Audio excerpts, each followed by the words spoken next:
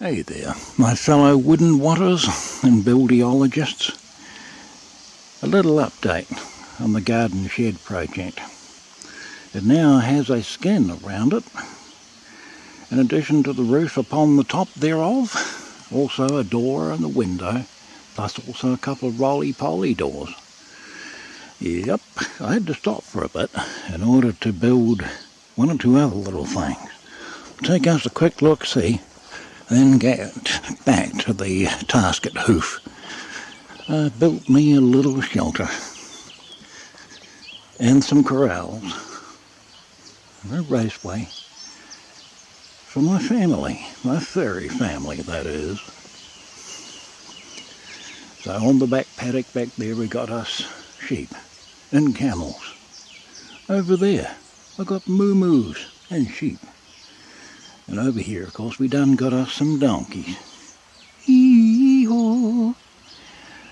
Yep, and a little place for them to curl up and watch reruns of Mr. Ed on a black and white TV. So, we go to the scene of the crime. My $100,000 crime scene. Yeah, things is expensive here in New Zealand. Yep.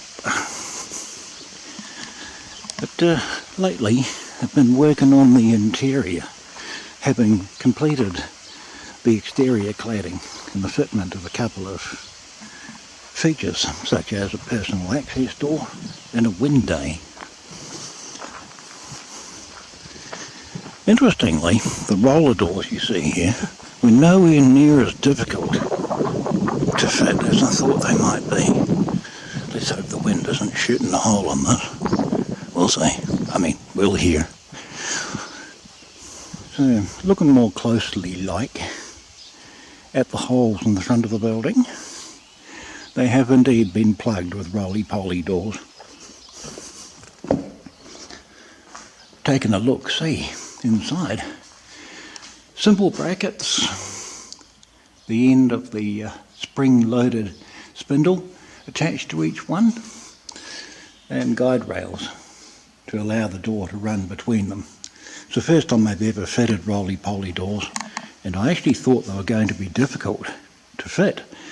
But no, turns out they were not at all a challenge. This crane,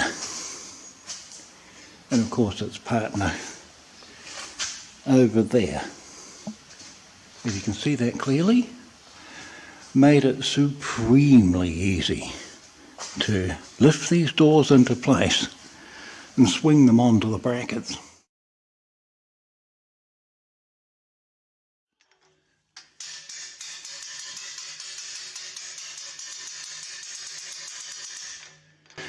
The idea is to sort of walk this up. A few turns on each head knoll in order to raise the ends, not too much past each other.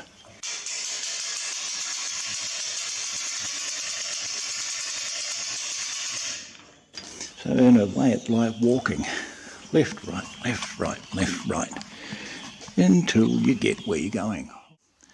So that was easy peasy Japanesey lemon squeezing. Today's little job, among a few other things, is to fit, if you can see them up there in the glare, up there in the air, is fly braces. It's a boring task, and I don't know if it really serves a purpose, but I have to do them in order to gain council approval, as you do. But these little fly brackets, the fly braces, are lovingly handmade by me, myself and Irene, and secured in this fashion, as you see there, so up there. So I'm fitting the last of the ones on that rafter today, as I fitted all these others. Well, okay, not on that one, but on that rafter. So I need to finish all those before I can then proceed with other things. Fitted a door and a window, as I mentioned before. Just in case you don't know, that's the window. It's the latest version of Window 25. It's not quite finished yet, as you can see. It's pretty rough around the edges. But once I finish the sill and a few other things, that there's going to be mighty fine and dainty. Now, don't tell anyone, but initially when I mounted this door in the frame, it was upside down. I was wondering why it wouldn't open when I did this. Turned out I need to pull up on it because it was upside down. But having fixed that, I've been able to install the PA door without any further problems. I've got some string on there to stop the door from flying open should the wind hit it, because I need to finish things off big time in here in order to make it 100% okie donkey. Of course, while building this, I was working on other projects. I made this table which has wheels on it. It allows me to cart heavy things around. It's strong enough to carry a car engine without any fuss, which is mighty handy as I've been repairing machinery and building machinery in here already. As you do. Now, talking of machinery, this log splitter ended up becoming mighty handy during the winter, as we had us a huge storm come raging through here, and it tore down some trees, blocking access. So I was actually stuck on the farm until I could deal with about 15 tons. That's a relatively small portion of the tree there, but the diameter of the tree was coming on for about 5 feet. To use modern measurements, you young whippersnappers prefer, over that old-fashioned metric system we use. But if we look over there,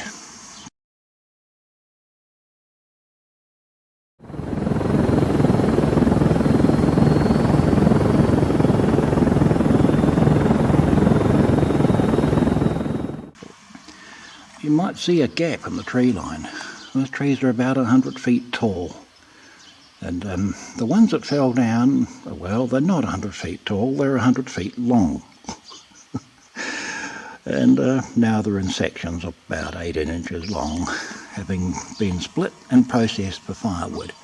Needless to say, the wreckage kept me warm all through the winter. Now, back to this little garden shed thing. Once I'm done with the fly braces, I have to pluck up the courage to climb up here and trim all of these steps. It may look a bit weird, but that's how it's meant to be during assembly, just assembly at home. I need to mark that and put a line there and cut it to shape so I can order the exterior trim and tidy that all up to keep it nice and tidy and weatherproof. And an interesting little tool I've got here for the job, if I can find it. It has vanished. Oh well. But yeah, an electric nibbler is better than using this, because when you use a grinder to cut that steel, it can promote rustic charm. Now, talking of cutting things, part way through I had to stop and use these shears here to shear the Christmas camels. They were getting a bit fluffy. But, here it is. I looked everywhere except where this thing was. One of my newest tools is a nibbler. And I don't know why, but these things cost an absolute king's ransom. So I had to rather begrudgingly buy that, especially for this job. Just as I had to buy the jungle gym for this job. I'd like to think that in the future, both of them will be mighty handy. As the cranes have been, they've been supremely handy for numerous tasks, including repairing machinery. And I think this will be mighty handy for working on my house. It's a pretty big house, it's double-storey, and unlike my previous residence, it has running water and electricity. So, my fellow wooden watters and buildological engineer-tisticles, here's hoping you enjoyed your little update with the CNC McFun compound of strange and metallic things. Ciao for now.